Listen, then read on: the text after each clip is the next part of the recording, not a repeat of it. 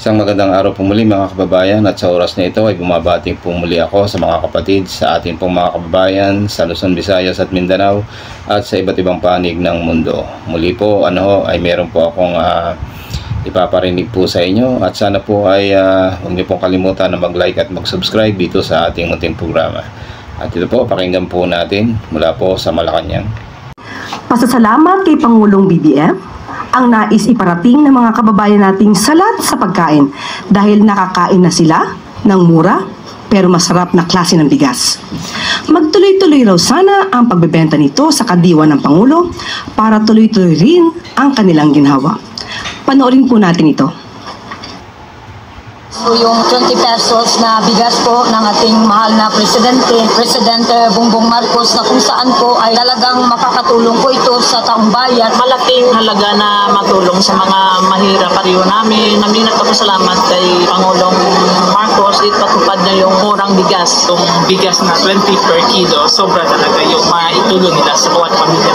Mura na bigas na ilalans ng Pangulo natin. Salamat po sa ating mahal na Pangulo Ferdinand Marcos dahil sa 20 pesos na bigas, makakabili po kami ng mura at maganda na klase ng bigas po. Good news naman sa ating mga magsasaka sa Bulacan. Bumibili na ulit ng palay ang National Food Authority sa inyong probinsya. Nabakante na kasi ang NFA warehouse dyan, kaya pwede na muling punan ng NFA ang grain reserves na gagamitin sa 20 pesos meron na o BBM na program. Hanggang 5,000 sako ng palay ang pwedeng bilhin sa mga magsasaka at iimbak sa NFA warehouse. Dahil dito, hindi lang madadagdagan ang kita ng ating mga magsasaka, mapagtitibay pa nito ang buffer stock ng ahensya na kakailanganin sa panahon ng kalamidad.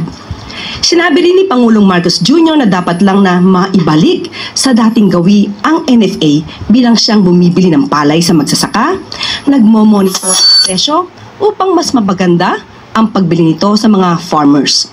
Nais niya pang maibalik ang mandato ng NFA na makapagbenta ng bigas diretso sa consumers para maging matatag ang presyo nito. Narito po ang video.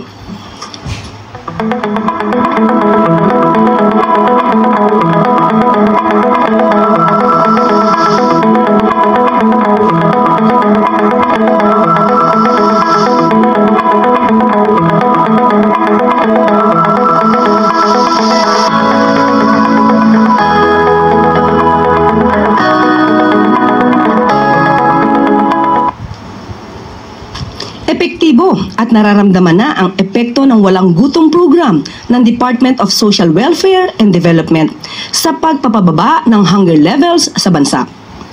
Alinsunod ito sa direktiba ni Pangulong Ferdinand R. Marcos Jr. na makamit ang zero hunger sa bansa.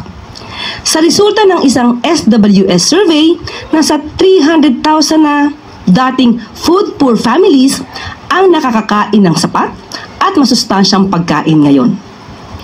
Partikular na bumaba ang kagutuman sa Negros Oriental at Occidental, Cotabato City, Zamboanga del Norte at Surigao del Norte.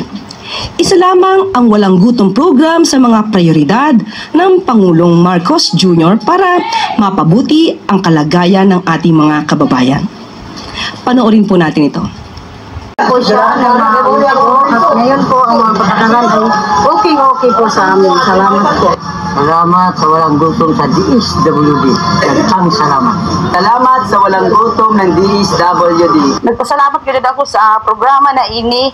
Nagpasalamat ko ini nga programa sa DSWD na walang gutom. Salamat sa walang gutom na programa sa DSWD.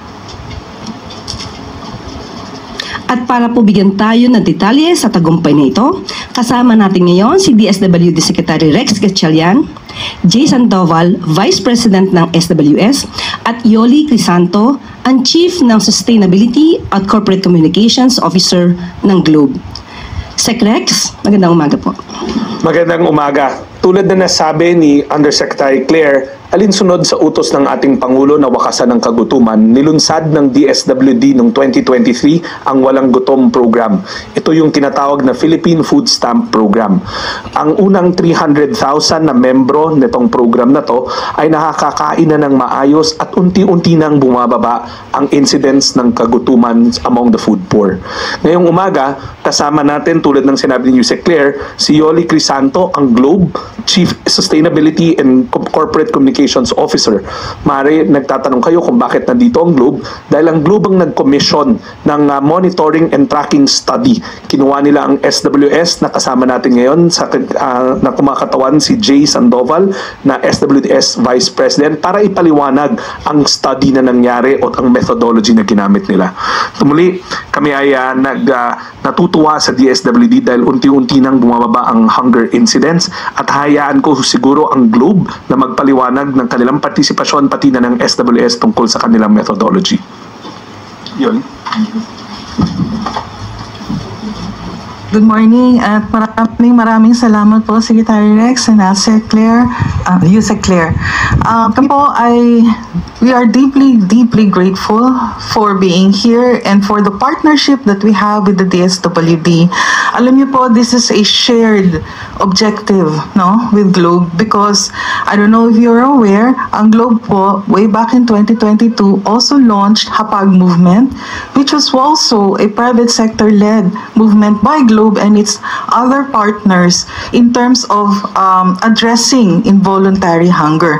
So nung nilapitan po kami ng secretary natin ng DSWD through the Management Association of the Philippines, we were only too glad to help, no, and raised our hands and said, kailangan po natin ng magandang programa na katulad nito that can scale.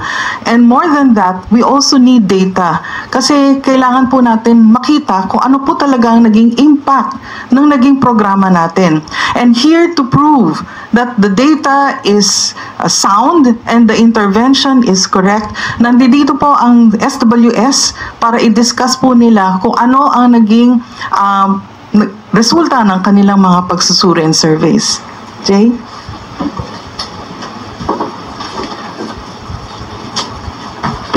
Magandang umaga. Salamat po Secretary Rex, Yusek Claire at saka Ma'am Yoli. Ang social weather stations po ay masaya na naging bahagi kami ng pag-aaral na ito. Dalawang survey ang ginawa ng social weather stations. Isa ay ginawa noong October 7 to 18, 2024 at pangalawa ay noong December 1 to 10, 2024. Sa unang survey, nagkaroon kami ng 2,011 respondents at nung pangalawang survey, nagkaroon kami ng 1,980 respondents. Ngayon, ang mga respondents sa survey na ito ay pre-listed.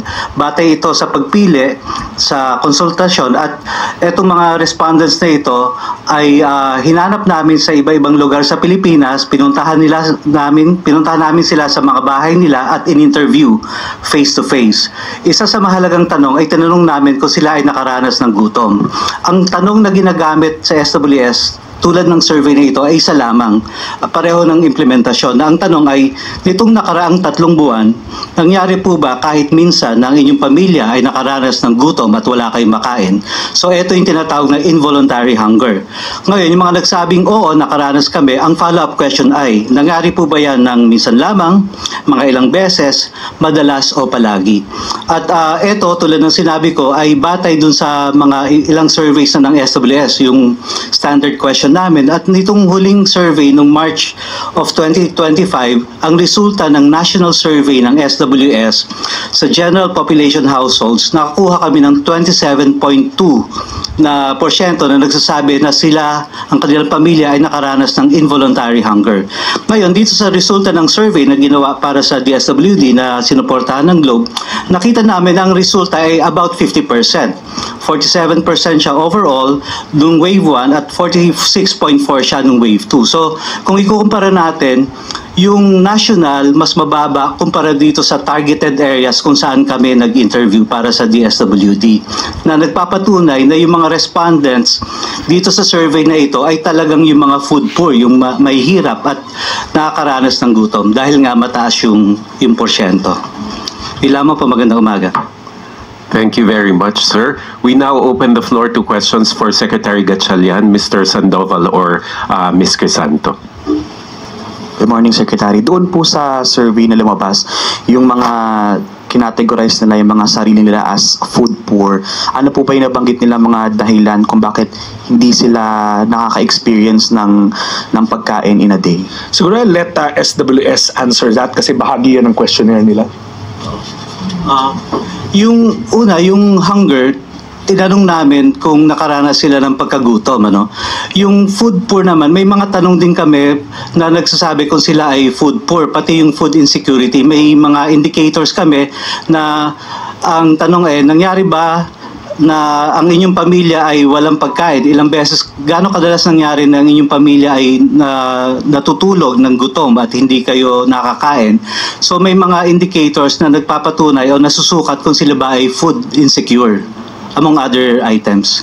Natukoy po ba doon, sir, kung sila ba ay kulang yung sahod nila, wala silang pambili ng pagkain?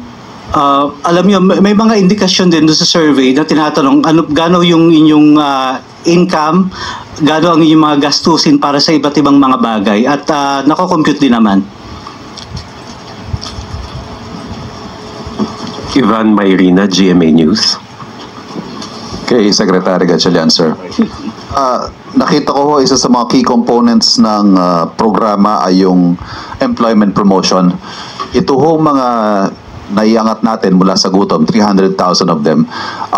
How are we capacitating them, helping them fend for themselves? Kasi hindi naman ho siguro habang buhay nasa programa sila. Tama. Alinsunod sa utos ng ating Pangulo, itong mga social welfare na intervention, temporary lang, para maitawid lang sila. In this case, sinisigurado natin na may pagkain sa hapag ng bawat pamilyang Pilipino. Ngayon, alam natin na may exit to. Katulad ng lahat ng programa natin, may exit to. Importante ngayon na nakakakain na kayo, dapat samahan nyo na kami sa productive workforce para makapagtrabaho tayo, at pag may karagdagang income na or stable income na sa pamilya, pwede na mag-exit. Paano natin ginagawa yan? Si TESDA kasama namin at ang DOLE. Ang TESDA, kasi alam natin kulang sa skills ang iba nating benepisyaryo. Gusto man nila magtrabaho, wala silang angkop na mga kakayanan or kaalaman. So pumapasok ang TESDA to give them the skills na kailangan nila. Ine-enroll namin sila. Pangalawa, may mga job fair na idadaos ang DOLE para sa mga beneficiaries natin, purely for our beneficiaries, para ma-match yung type ng companies na pupunta sa job fair para masigurado natin na angkop naman doon sa mga kakayanan at kapasidad ng ating mga beneficiaries. So it's a whole, kumbaga, ang importante dito, may nakakain, may trabaho. Paano ho yung ano natin dito? At what point do we let them go? Kung matatandaan mo, Ivan, I was here 2 years ago when we launched this. Magkakasama rin tayo dito. Na-explain namin yung exit mechanism. Una, papasok na yung community-based monitoring system o yung CBMS ng PSA. That's an annual survey. Lalabas na ang DSWD, yung listahan na namin, hindi na yon gagamitin. Pangalawa, meron rin yung Family Income and Expenditure Survey na ginagawa ng PSA. Etong mga to ay enough para makita namin kung itong mga pamilya na to ay makakategorize pa natin na food poor. Pero sa aming project design, ngayon na kumakain na sila na maayos, pag iigtingin yung programa, i-expand, kasi remember, ang food poor niyan, 750,000. Naka-first 300,000 pa lang tayo. So within the year, idadagdag natin yung other 300,000. Next year, another 150,000. And as they progress, dahil may trabaho na sila, hindi na sila gutom, pwede na sila maging produktibo, kasama natin sa workforce, mag-exit naman tayo na mag-exit using those tools that I mentioned. Harley Valbuena, People's Television. Good morning, Secretary. Sir, do we have a plan to integrate the 20 pesos rice to the Walang Gutom program? Baka pwedeng yung vouchers ng beneficiaries magamit din na pambili ng 20 pesos rice. Eksakto yung tanong mo. Utos ng Pangulo na walang sariling departamento na gagalaw ng hindi in coordination with other departments. Kahapon lang ng hapon, nag-usap kami ni Secretary Laurel at kukunin na yung mga listahan ng mga accredited retailers. Ito yung mga kadiwa ng Pangulo, mga maliliit na agri-co-op, kung saan nagre-redeem scheme ng pagkain yung mga food poor beneficiaries natin. Doon ngayon isusupply, bibigyan sila ng supply nung murang yung 20 pesos na bigas para yung food credits nila, mas marami pa silang mabili. So sir, kailan po kaya pwede mag-start? Nagsa-start na. Binigay na namin yung listahan sa Department of Agriculture, and they're now going to make sure na yung mga retailers na to, around 1,000 of them for now, makatanggap na ng murang bigas para yun ang maibigay naman nila doon sa mga food poor nating beneficiaries. Eden Santos, Net 25. Good morning po, Secretary. Tanong ko lang po kung ilan po yung porsyento ng mga pamilyang Pilipino ang nagsasabing gutom po sila. Yung 27 point something na binabanggit po ng SWS. Palagay ko mas maganda SWS ang sumagot niyan. Yung 27.2% ay batay sa isang national survey ng SWS noong March of 2025. Dito sa survey na ito para sa DSWD, ang nakita namin nung Wave 1, on the overall, 47.1% ang nagsabi na sila ay nakaranas ng involuntary hunger. Ditong Wave 2, nakita namin na 46.4 yung nagsabi na nakaranas sila ng kagutuman. So kung ikumpara natin yung resulta na ginawa ng SWS para sa DSWD, mas mataas yung porsyento na nagsasabi na sila ay nakaranas ng gutom kumpara doon sa average Filipino household batay sa national survey ng SWS. Paano po natin ipapaliwanag yun na hindi magkatugma yung bilang ng mga nagugutom pong mga Pilipino? Okay. Yung survey ng SWS nitong March 2025 ay general households sa buong Pilipinas. Yung survey na ginawa ng SWS para sa DSWD ay targeted yung respondents natin. Sila ay nanggagaling sa mga mahihirap na probinsya, sila ay mga mahihirap na sambahayan. So kaya expected nga na mas mataas yung kanilang pagkaranas ng kagutuman kasi sila yung galing sa mas mahihirap na bahagi ng lipunan. In numbers po, ilan po yung katumbas ng 44 point something percent and 46 point something? Hindi, wala akong numero na ito, pero pwede mag-compute. So that's the 47% of the 2011 household. So that's about mga almost 900 households na nagsabi na sila ay nakaranas ng involuntary hunger. So, ibig po sabihin, mas marami pa rin po yung mga Pilipinong na gutom na dapat matugunan yung kanilang kagutuman doon sa target po ng DSWD na 750,000. Tama. Pero maganda rito, batay dun sa survey, bumaba yung karanasan, yung report nila na sila ay nakaranas ng gutom. Bumaba siya ng 4.1% na nagpapatunay na yung walang gutom na programa ay nakatulong para mabawasan ang kanilang karanasan ng pagkagutom. Kay Secretary Gatchalian po. Ilan bago ko lang madagdagan ko lang yon. That's why sa instruction ng ating Pangulo, dapat sa mabilis na panahon palawakin yung programa. Kasi nakita na natin dun sa first 300,000 na yung intervention works. So ngayon, pag pinalawak pa natin yung programa sa more at maabot natin yung 750,000, alam natin na it will also work lalong-lalo na sa mga food poor families. So ito pong programa ito, sabi ninyo ay temporary lang naman. Ano po yung ating long-term solution? Lagi ko nga sinasabi, ang buong pangalan ng departamento namin, Social Welfare and Development. Yung long term, yun yung development. Kadalasan ang napag-uusapan yung social welfare. Sa development side, yun yung pinag-usapan natin kanina ni Ivan. We'll make sure na makahanap ng trabaho itong mga pamilyang to para may stable income, maiangat na natin sila sa level na antas ng pamumuhay para hindi na nila tawagin yung sarili nilang mga mahirap. Kasi even right now, sa pag-aaral namin, gutom sila eh. Wala silang sapat na enerhiya para mag-participate in a productive manner sa nation building dahil gutom sila. At the same time, naghahanap sila ng kakainin. So ngayon na binibigyan na sila ng gobyerno ng pagkain, tinutulungan na sila ng gobyerno makabili ng pagkain, pwede na natin sila mahasa ng iba't ibang mga skills para makapagtrabaho. Thank you po. Tuesday New, DZBB. Good morning, Secretary.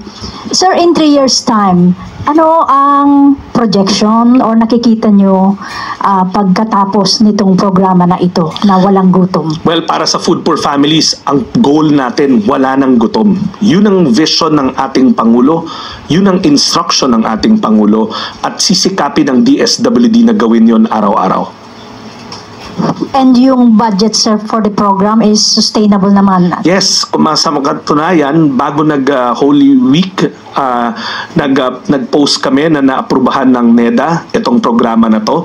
Kaya meron na siyang sariling line item sa budget at na-assure rin ng Pangulo na sisiguraduhin na may sapat na pondo itong programa na to patakbuhin in the next 3 years para maibsan na natin o mabawasan o ma-zero out natin ang kagutuman. Thank you, sir. Pwede po sa Globe. Ayan, Globe.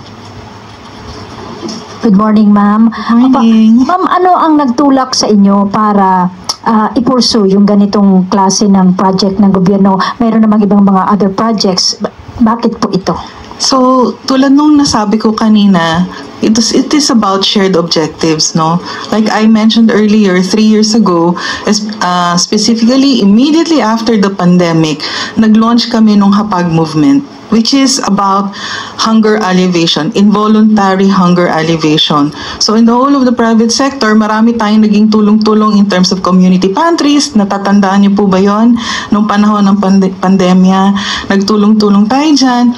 But after that, we also saw na marami pa, hindi pa tapos, no? So we launched that, we raised money through our partners, even our customers, yung sa inyong mga Globe Rewards and all that. And we started giving out, no, food with partners, Ayala Foundation, SOS, Tucci, marami tayong foundation naka-partner. And then, lumapit po sa atin ang Management Association of the Philippines kasi nga, through the intercession of our department secretary, and we said, since we're doing this anyway, this is our chance to do a program to alleviate hunger at scale. Kasi ang kapartner mo na, DSWD na. But we said, we needed more. That more means we need to understand just the intervention work. Kasi for private sector, syempre, kailangan din natin makikita yung datos, no? That's very important. So we needed to know kung talagang tama yung ginagawa. At kung hindi, then we go back to the secretary and say, Secretary, we need to tweak the program a little bit. But owing to the results ng ating commission study from the SWS, the intervention does work. And we're very happy dun sa naging results ng ating intervention. Last 2 questions. Last 3. Sam Medinilla, Business Mirror. For Sir Gatchalian po, meron na po ba tayong result ng study to adjust yung 3,000 monthly food voucher? Tapos saan po magkano yung adjustment at saan po yung possible funds? Bago ko sagutin yan, gusto ko lang i-point out na may pangatlong wave tong tracking study ng Globe at ng SWS. The data collection is happening right now and we will make sure na pag bumalik na yung resulta, we also announce it. Tulad ng sinabi ni Yoli, tracking is important. Ngayon sa departamento, sa utos ng ating Pangulo, sisiguraduhin dapat na lahat ng programa nakakamit niya yung objective niya. Ang objective nito, mawala ang kagutuman. Now, yung tinatanong mo, meron kaming ongoing pilot tungkol nga sa pag-aaral na pwede pa kung paano pa i-improve yung programa. Pero dito pa lang sa programa na to na 3,000 na food credits, tumatalab na yung gamot eh.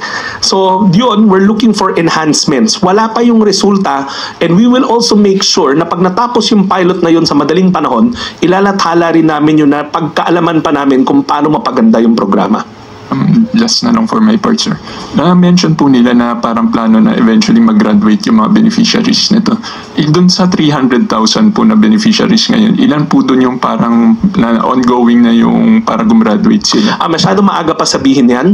Kasi nga tulad ng sinabi ko, we're still training them. We're making sure na may sapat silang skills sa tatulong ng TESDA at ma-job place sila.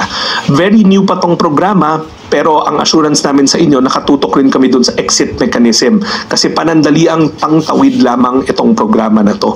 Ang pangmatagalan, trabaho. Thank you po.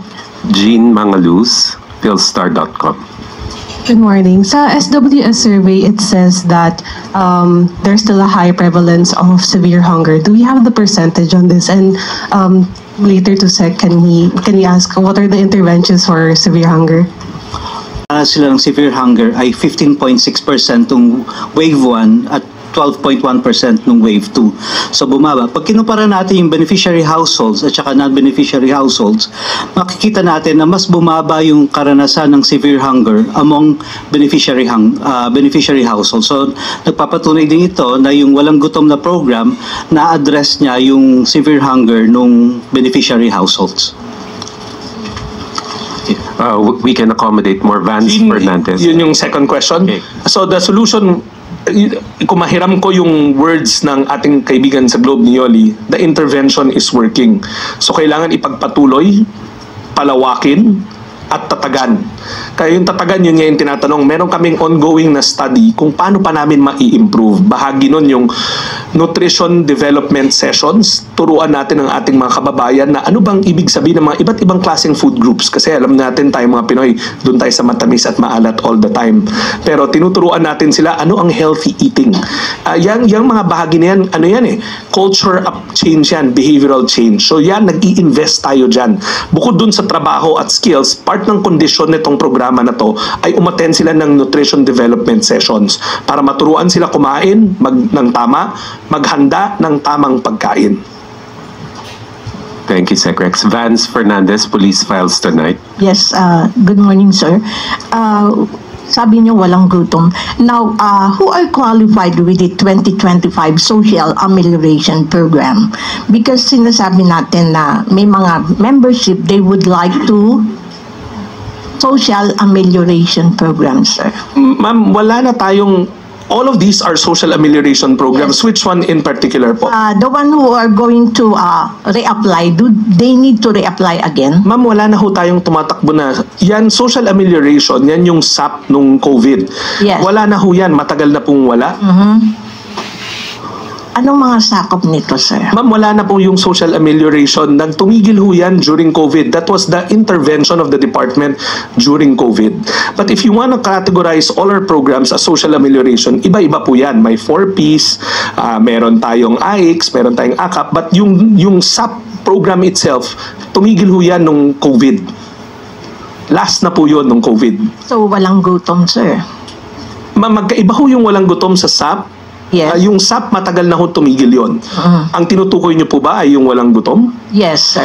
So ang tanong ho niyo is paano mag-apply sa walang gutom? Apply. Ma'am, hindi ho nag-a-apply. Tulad ho ng sinabi natin, ginagamit natin yung database na meron ng gobyerno. Sa unang round ng 300,000, ginamit natin yung listahanan na database. But kung matatandaan nyo, sa batas, sinabi na dapat papasok na this year yung community-based monitoring system. So doon na tayo hahango ng mga bagong beneficiary for the next 300,000. Yung CBMS, ang may pangangasiwa po niyan, PSA, hindi na ho DSWD. Yes, sir. On another issue, sir, kasi alam natin nagba-viral to yung nasa Makati, no? Na isang humingi ng tulong and you gave them about 80,000. Now, may mga tao na gusto rin na humingi ng tulong sa DSWD. Will you allow them to... Una po, yes. Araw-araw, libo-libo na mga mamamayan natin pumupunta sa aming tanggapan. At ang utos ng Pangulo, lahat ng nangangailangan ng tulong, tutulungan. Whether it's medical assistance, burial assistance, at iba't iba pang klaseng tulong. Now, gusto ko lang linawin yung sa nag-viral. Bahagi ho yung responde nun ng programa nating pag-abot. Noong 2023 rin, ang instruction ng ating Pangulo, ni isang pamilyang Pilipino dapat walang nakatira sa lansangan. Kaya nilunsad yung pag-abot program noong 2023 kung saan mahigit sa 100 social workers araw-araw ang umiikot sa lansangan ng Metro Manila para hikayatin ang mga pamilyang nakatira sa lansangan at individual na nakatira sa lansangan na sumama sa amin para mabigyan ng intervention. Temporary housing, livelihood assistance. Yung 80,000 na yon ay base sa guidelines ng DSWD at sa assessment ng social worker. Yung guidelines, may range yun ng presyo kung ano ang kaya natin ibigay na grant. Yun ang pinakamataas. At ang nag-assess nun ay ang licensed social worker natin. Yung mga guidelines na yan, nakapublish po yan. At I wanna point out na yung babae, si Rose, bigyan natin naman yun ang pangalan, hindi siya unique. 5,000 na mga pamilyang nakatira sa lansangan o individuals na nakatira sa lansangan ang natulungan ng pag-abot program. Iba-iba ang kanilang natanggap, may iba 80,000, may iba 1,000. Gusto ko 10,000. Gusto ko i-point out na may kondisyon to. Hindi to binibigay ng isang bulto. Katulad dito kay Rose, in tranches siya ibibigay. At may supervision at monitoring ng social worker. So, ibig sabihin, binabantayan ng social worker yung progress niya. Hindi binigay tapos goodbye. Kung hindi pagbigay, sinamahan pa siya sa tindahan para makabili ng pauna niyang mga stocks ng kanyang tindahan. Pagtapos noon, may mga home visits ang ating mga social worker para ma-check kung gumaganda na unti-unti yung buhay ni Rose. So, gusto ko i-point out na lahat tinutulungan, hindi special case si Rose. Meron tayong guidelines at sa lahat ng kwentong to, social worker ang nag-a-assess at nananaig ang boses ng social worker. Pero sir, meron din na, let's say, talagang yung may bahay nga sila, nakatira sa mga informal settlers, wala rin silang makain, pero nais nilang maka-avail nitong sinasabi ninyo na gusto nilang magkaroon ng tindahan. Tama. Meron kaming ibang programa para sa kanila. Ang tawag doon yung Sustainable Livelihood Program ng DSWD. 2 klase yon. Una, tinutulungan natin sila makapagsimula ng kanilang maliliit na negosyo. Pangalawa, tinutulungan natin sila maging employable, skills-based. So pwede nila i-avail yun at lahat ng detalye niyan nakalathala sa aming mga social media accounts kung paano, sino, at kung ano ang dapat gawin. Basta ang gusto namin i-point out, lahat tinutulungan ng DSWD. Okay. Follow-up, Nel Maribohok, UNTV.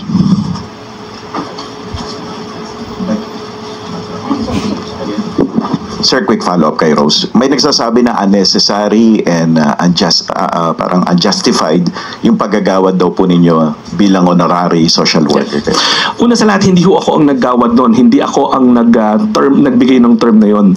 Yung social worker namin nakasama, ang mismong nagsabi na she is, sa mata niya, has the making of a social worker. Nung ginamit yung term na yun ng social worker na kasama namin, ang nakita niyo doon hindi yung skills. Kasi alam natin na walang skill set si Rose. Malinaw sa atin yon dahil grade 2 lang natapos niya. Pangalawa, walang official na conferment na nangyari dahil wala naman sa kapangyarihan ng secretary yon, more so ng department. Symbolic yung pagkakasabi nun. Ang paliwanag na namin, ang nakitaan sa kanya ay yung mga katangian ng isang magaling na social worker. The social worker who coined the term, nakasama ko, ang tinutukoy niya doon yung value set na meron si Rose. Alam niyo yung social work, it's the most noble profession there is. It is the profession with the biggest heart. Bukod sa skill, may puso to. At si Rose, nakitaan nila nung puso na yon. Una, empathy. Pangalawa, compassion. Pangatlo, altruism. Ibig sabihin, gusto niyan tumulong kahit siya mismo kailangan ng tulong. Kaya nga kinabukasan, sabi niya, sasamahan namin kayo kasi nakita ko nagtatakbuhan yung mga nasa street dwellers. Pag nakikita kayo, hayaan niyo na ako ang kumimbinsi na tumutulong ang gobyerno, hindi dapat katakutan. So yun lang yun. Sabi ko nga sa isang panayam kahapon, it was not meant to demean anybody. Dahil, why will we demean when the term came from a social worker herself? Ang amin lang, kumbaga, it's a symbolic title because of the values na meron siya. Pero hindi namin sinasabi na registered social worker siya, hindi namin sinasabi na social worker siya. Ang sinasabi lang namin, she has the making of a good social worker. At sana, sabi nga niya, gusto niya mag-ALS, sana pag natuloy yun ang kurso na kunin niya. Christian Yuzores, DZMM. Sir, clarification lang po dun sa nabanggit nyo na may sinabit kayong listahan sa DA doon sa na retailers. Yes. Ano ibig sabihin nun, sir? Yung mga food poor beneficiaries? No. Remember, yung mga food poor natin, nag-a-avail sila sa mga accredited retailers. Normally, mga kadiwa ng Pangulo to, mga maliliit na agriculture co-ops, mga MSMEs. Yan yung isa pang benepisyo nitong programa na to Natutulungan yung local economy kasi doon rin bumibili yung mga food poor natin na mga benepisyaryo. Ang hiningi sa amin ng Department of Agriculture, yung listahan ng mga retailers para pwede nilang supplyan nung 20 pesos na bigas. Kasi tatandaan nyo yung food credit, 3,000 yun. So kung bumaba yung cost ng mga bilihin, like yung rice, mas marami silang mabibili. So pwede nilang magamit, sir, yung food credit doon sa mga retailers na yon to buy yung 20 pesos per kilo? Ngayon, ginagamit na nila yung food credits na yon sa mga accredited retailers. Ang magiging bagong dimension ito, supplyan ng Department of Agriculture yung mga retailers na yon nung murang bigas. Okay po. Thank you, sir. Any more questions? No more questions. Thank you very much, Sec Rex, Mr. Sandoval, and Ms. Crisanto. PSWD Secretary Rex Gatchalian, Sir J. Sandoval of SWS, and Ma'am Yoli Crisanto of Globe. Thank you very much. Okay, so mukhang marami na po kayo natanong sa ating mga bisita ngayon. Ayan. Okay. Bago tayo magtapos, ayan.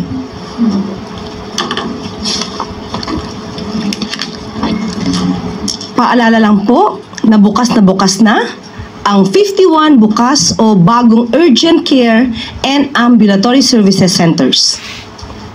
Nandyan po ang mga listahan para po makikita ba natin sa monitor. Okay? Nasa 33 provinces ito sa buong bansa. 26 na bukas centers ay nasa Luzon, 8 sa Visayas at 17 sa Mindanao. Ayan po ang listahan sa inyong mga screen at kung kayo po ay malapit po dyan, maa-avail niyo po ang services na yan. Kayang-kayang serbisyohan ng libre ng mga ito ang pangangailangang medikal ng 500 patients kada araw. Sa mga special medical procedure naman, maliit lamang pong halaga ang kakailanganin po. Alinsunod sa utos ni Pangulong Ferdinand R. Marcos Jr., sisikaping gawing 24/7 ang serbisyong handog ng mga bukas centers dahil walang pinipiling oras ang sakit. Samantala, sakaling nakagat o nakalmot kayo ng inyong mga alagang aso at pusa, nangangamba sa rabies, libre po ang pagbabakuna sa mga government hospital. Sa mga dudulog naman po sa private hospitals, may animal bite package naman ang PhilHealth. At paalala rin po, libre po ang bakuna para sa ating mga anak mula 0 to 5 years old. Kabilang sa mga libreng bakuna ang BCG, Hepa B, Pentavalent Vaccine, PCV, Oral Polio, at MMR Vaccine. Pumunta lang po kayo sa ating mga government hospital or health center para rito. Sa tandaan po natin, ilan lamang sa mga programa ng ating Pangulo ang bigas at bukas. At dito po nagtatapos ang ating press briefing ngayong araw. Maraming salamat, Malacanang Press Corps. Yan po mga kababayan, yung ating pong narinig dito po sa ating pong UC Claire, sa kanya pong pagtatabi po sa atin at sa ating pong secretary ng DSWD. Yan, bahala na po kayo kung ano po inyong maiko-comment po. Ano po mga kababayan, muli po gaya po ng aking sinasabi, sa araw-araw po na lumilipas sa ating paggawa, tayo po magpasalamat sa Diyos na may lalang. Bye-bye po.